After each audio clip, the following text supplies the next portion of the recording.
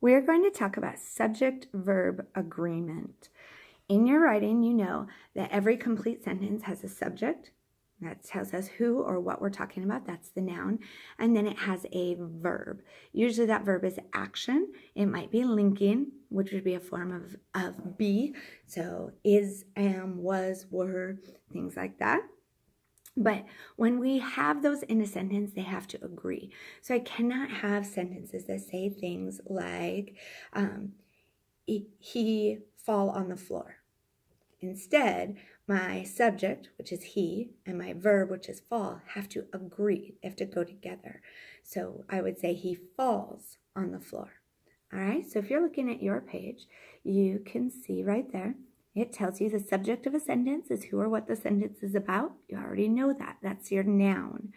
The verb is the action in the sentence. You also know that it could be a linking verb. I hope you said it in that space there. The subject and verb must work together to agree. This makes the sentence sound good. It makes it sound correct. So look at our rules here. Rule number 1.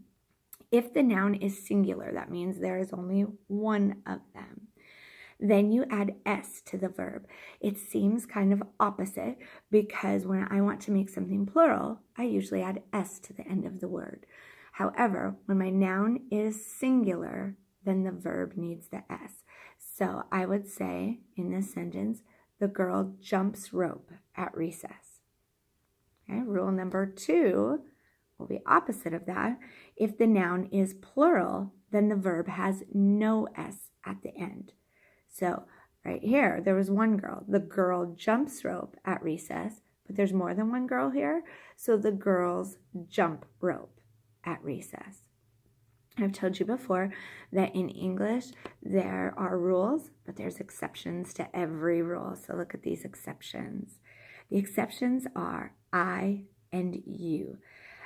I and you are both singular. If I'm talking about myself, it's just one person. If I'm talking about you, it's just one person. However, you can be plural because I could be talking to you as the class or a group of people. Sometimes we address them as you, or in Texas we may say y'all.